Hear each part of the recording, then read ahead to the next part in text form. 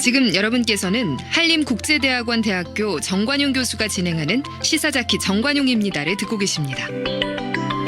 외신에 보도된 우리 모습 살펴보는 밖에서 본 한국 코너입니다. 국제민주연대 강은지 팀장 어서 오십시오. 네, 안녕하세요. 네. 탄핵이 이제 인용됐지 않습니까? 네. 그날부터 속보로 막 외신들이 많이 다뤘어요. 그렇죠. 조금 차분하게 한국 앞으로의 과제 이런 걸 좀 집중 분석한 그런 글들이 또 많이 네, 이제 나오고 좀 많이 있죠? 나오고 있는 것 같습니다. 좀 대표적으로 소개할 만한 것들 좀 정리해 봅시다. 네, 일단 좀 이 상황에 대해서 조금 독특한 표현을 썼던 그 언론이 하나 있는데요. 예. 내셔널 인터레스트라고 해서, 그러니까 정말 미국의 이제 언론인데 미국의 국익이라는 이런 아예 제목을 가지고 있는 언론인데요. 예. 여기에서는 기사 제목이 한국은 공주를 잃고 기회를 얻었다. 공주를 잃고 네, 기회를 얻었다. 공주라고 딱 네, 그렇습니다. 했네요. 네. 그리고 그래서 이 기사에는요. 거기 인용된 사진을 보면은요. 박근혜 전 대통령이 영국 방문을 했을 때 거기서 화려한 마차를 타고 있는 그런 사진이 있어요. 네. 그래서 정말 그 공주가 타는 듯한 그런 마차에 타고 화려하게 미소를 짓고 있는 사진을 전면에 딱 골랐군요. 세워놓고 네. 그리고서 공주의 몰락이라고 표현을 하고 있고요. 예. 그래서 내용에서도 보면 박근혜의 몰락이 셰익스피어 비극을 연상시킨다라고 셰익스피어 이야기를 비극? 합니다. 네, 그러니까 살해된 부모의 정치적 유산을 추구하기 위해서 자신의 모든 사적인 삶을 포기했다고 하는 그러한 여성이 대통령으로서 실패하고 말았다. 네. 그러니까 정말 너무도 쓰디쓴 약이었을 것이다.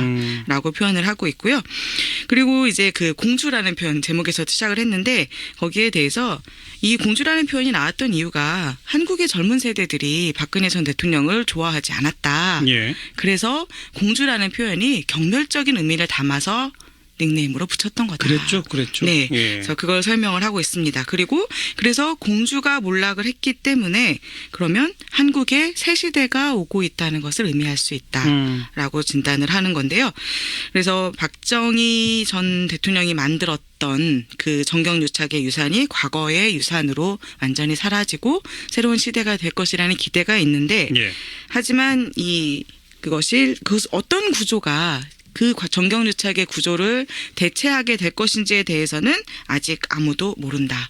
우리가 그건 하고 있죠. 만들어 가야 할 과제인 거죠. 네, 그렇습니다. 그래서 이 박근혜 전 대통령, 미국에서는 힐러리 클린턴이 유리천장을 깨는데 실패했지만 박근혜 전 대통령은 성공했었는데 그런데 이렇게 몰락을 했고 그래서 그것은 모든 공주가 동화 같은 결말을 맞이하는 것은 아니다라는 것을 보여준다. 예. 이렇게 이야기를 하고 있는데요. 흥미롭네요. 네. 근데 이렇게 지금 한국의 이번 스캔들과 또 박근혜 전 대통령 탄핵을 계기로 해서 새로운 시대가 올 것이다라는 기대가 높은데 과연 그 기대만큼 정말 개혁이 변화가 있을 것인가에 대해서 약간은 좀 우려 섞인 어조로 바라보는 또 언론이 있어요. 어디요? 블룸버그 통신에서 나온 기사인데요. 어허. 3월 16일자 기사니까 오늘 딱 나온 기사인데 제목이 한국이 모든 그 나쁜 것들을 한꺼번에 떨쳐버릴 수는 없다 이렇게 되어 있어요. 한꺼번에 다 떨쳐버리진 못할 것이다. 네, 그렇습니다. 왜 그렇게 주장합니까? 이 기사를 쓴 사람은 이제 처음에 1996년에 특파원으로 처음 한국에 왔대요. 20년이나 됐네요. 네, 그래서 20년 이상 지켜봐 왔는데 그래서 이제 그때 처음 갔던 이제 허름한 수제비집에 대한 얘기로 먼저 기사를 시작을 하면서 예. 정말 한국이 눈부시게 발전을 하고 엄청나게 빠르게 변화하고 있는데 어떻게 저렇게 그 수제비집은 살아남아서 지금도 있더라라고 얘기를 하면서 이처럼 한국에서는 많은 것이 변하지만 또 많은 것이 전혀 변하지 않고 꿋꿋하게 남아있다라고 예. 얘기를 하는데 예. 이것이 수제비 한 그릇보다 이 남아있는 것들이 더 고통스럽고 좋지 않다라는 것이 한국의 현실이라고 얘기를 하는 겁니다. 예. 네, 그래서 지금 이제 이번에 문제가 됐던 스캔들도 보면은 한국의 어둡고 부패한 과거와 비슷하다. 그러니까 전혀 다를 게 없다라는 얘기를 하고 있고요. 그래서 지금 또 문제가 됐던 게 이제 박근혜 전 대통령 어떻게 보면은 박정희 전 대통령부터 해서 급속한 경제 성장의 공헌자이자 또 동시에 사회적 불평등을 낳은 그런 문제. 그래서 구시대의 그런 정점인 거죠. 예. 그리고 또 이재용 부회장 같은 경우 삼성전자 부회장 같은 경우도 또 국가 경제에 엄청난 기여를 하는 동시에 또 사회적 불평등에 기여한 이런 상징이자 또 한편으로는 그래도 삼성의 재벌 구조 개혁에 대해서 앞장서려고 했던 의지를 보였던 사람인 거죠. 근데 그런 사람들이 전부 다 과거의 유산인 똑같은 그 부패 문제에 휘말려서 지금 이런 상태에 네. 되어 있다. 그러니까 뭔가 변화를 가져오려고 하지만 결국은 과거의 덫, 정경유착의 덫, 그렇죠. 뭐 이런 데에 예. 발목이 잡힌 게 이번 사건이다. 네, 그런 그래서, 얘기고. 네, 그러다 보니까 그러니까 한국에서 사실 이런 정치적으로 격변이 있었던 게 여러 차례 있었는데 그때마다 또 다른 정치적 문제들의 발이 걸려서 개혁은 실패하고 넘어지고 말았다.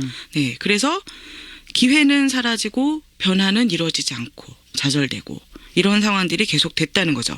그래서 그러면 이 상황에서 과연 어떻게 나아갈 수 있을 것인지. 예.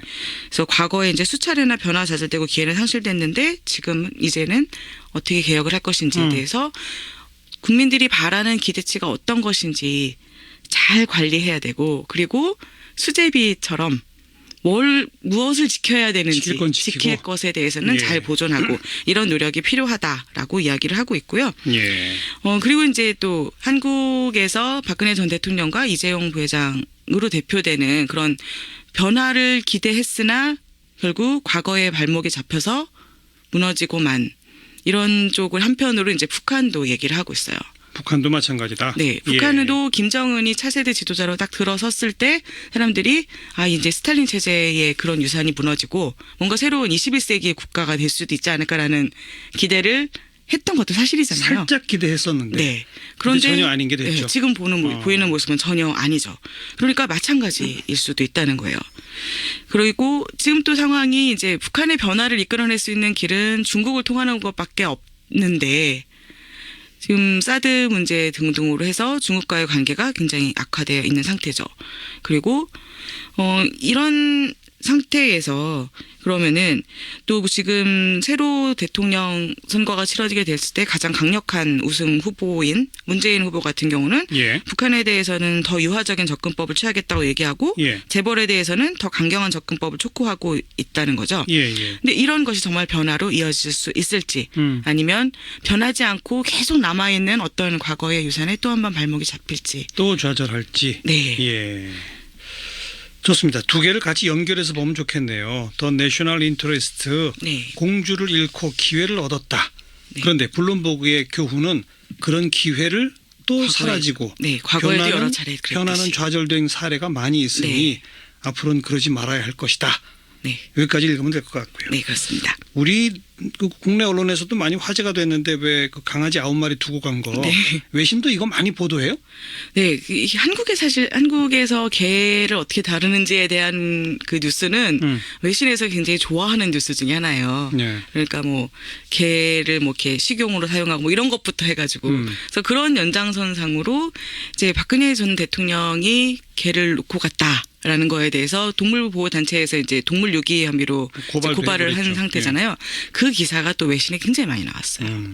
그러면서 그 그냥 사진들에서 가십성 기사로. 가십성 기사이긴 한데요. 네. 이제 그 달려있는 댓글들, 이 기사에 달려있는 댓글들, 한국에서 달려있는 댓글들 소개를 하면서 이것이 국민의 분노를 자아내고 있는 이유 중에 하나가 바로 박근혜 전 대통령이 사람에 대해서든 개에 대해서든 동물에 대해서든 동정심이라는 걸 가지고 있지 않은 사람이다. 네. 라는 걸 보여준다. 라는 말들을 다 인용을 하고 있어요. 자, 탄핵 얘기 그 정도 하고 한국에서 탄핵이 인용되니까 한국 다음은 미국이다. 도널드 트럼프 탄핵하자. 네. 뭐 이런 댓글들 많잖아요. 그렇죠. 이게 국내 언론에서만 나온 게 아니라 그러니까요. 외신 보도에서도 굉장히 많은 댓글들이 이렇게 달렸었어요. 예, 예. 그런데 또 지금에 와서는 그래도 미국과 한국은 달라라는 이야기들이 나오고 있는데요. 네. 왜 다른가에 대해서 이제 쿼르츠라는 잡지에서 이제 다룬 기사가 있는데 네. 적인 시위를 통해서 대통령을 탄핵시켰다. 굉장한 성과로 지금 이야기되고 있잖아요. 그렇죠. 그리고 또 이제 한국의 그 시위 문화에 대해서 정말 특별하다라고 칭찬들이 이어지고 있는 거죠. 예. 근데 이 부분에 대해서 좀 우려할 부분이 있다라는 지적이에요. 뭘 우려해야 합니까? 그러니까 한국의 시위 문화가 정말 선진적인 모습을 보이고 있는 건 맞지만 그런데 한편으로는 이것이 제도적인 절차를 통해서는 국민들이 가지고 있는 불만과 사회적 모순을 해결할 방법이 없기 때문에 예. 국민들이 결국 거리로 나설 수밖에 없는 것이다. 그렇죠. 그렇죠. 우리 정치 제도가 또 정치 시스템이 네. 건강하게 잘 작동하고 있다면 이런 일이 안 그렇죠. 터져야죠. 네, 그래서 뭐 국회의원에게 이제 진정을 넣고 또는 뭐 다른 기존의 절차를 밟아서 또는 법원을 통해서 문제를 해결할 수 있다면 이럴 필요가 없다는 거고요. 그래서 이 언론에서는 그러니까 미국 국민들이 한국에서 이렇게 시위를 통해서 평화적인 시위로 대통령을 몰아냈다라는 예. 것에 대해서 예. 시샘할 필요 없다. 음. 미국에서 미국 사람들이 대부분 이렇게 정말 몇 주 연속으로 이어지는 시위에 참가하거나 이런 것들을 안 하는 이유는 그렇게 하지 않아도 제도적으로 작동하기 웬만큼 때문이다. 해결될 수 있기 그렇죠. 때문이다라는 그렇죠. 거죠. 예. 네, 그래서 이런 부분에 대해서 부러워할 필요가 없다. 참 네, 그 굉장히 뼈아픈 뼈아픈 얘기입니다. 거죠. 사실 이미 봤잖아요. 네. 트럼프가 그 이민 명령 네, 하니까 금방 법원에다 제소해서 그렇죠. 법원에서 또 불과 며칠 예. 사이에 바로 판결이 나오고 네, 그 효력을 무력화시키고 그렇죠. 그리고 또 그 일선에 있는 관리들이 이걸 거부하고 나오고 이런 그러니까요. 모습들이 있잖아요. 예. 네. 근데 이제 이 언론에서는 다만 이제 그렇기 때문에 이제 미국과 한국의 뭐 제도적인 부분이라든가 문화가 다르기 때문에 한국 사례가 반드시 미국에 수입될 수 있는 그런 건 아니고 또 트럼프에 저항하기 위해서 한국의 전략을 다 가져와야 되는 건 아니지만 그렇지만 지금 말씀하신 것처럼 그런 행정명령, 위헌적인 행정명령에 대해서 정부 관리들이 저항하게 만들고 예. 판사들이 저항하게 만들고 이러는 데에 있어서는 대중의 평화적인 시위가 압력이 될 수 있다. 그렇죠. 그래서 유익한 변화를 이끌어낼 수도 있을 것이다. 라는 전망은 하고 있습니다. 정말 뼈아픈 지적입니다. 한마디로 네. 우리 블랙리스트 같은 거 네. 우리의 제도가 제대로 작동됐다면 그렇죠.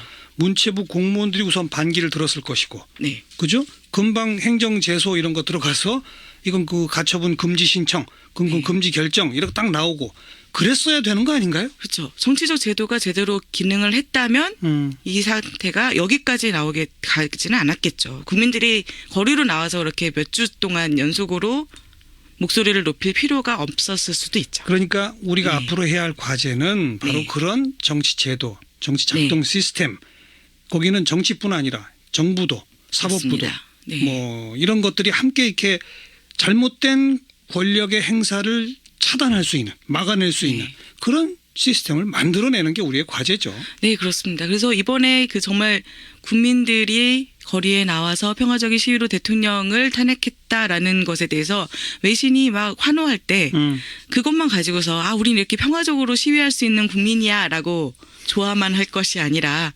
왜 우리가 거리에 나오게끔 됐는지 그 부분에 대한 개혁을 정말 이번에는 기회를 놓치지 않고 좌절하지 않고 예. 좀 추진해 갈 필요가 있을 것 같습니다. 우리가 미국보다 나아 뭐 이렇게 했던 분들 아닙니다. 미국이 아직 우리보다 낫습니다. 네, 정말 이걸 좀 아프네요. 배우는 네. 그런 기사네요. 쿼츠의 기사. 오늘 여기까지 할까요? 수고하셨습니다. 네, 감사합니다. 밖에서 본 한국 국제민주연대 강은지 팀장이었습니다.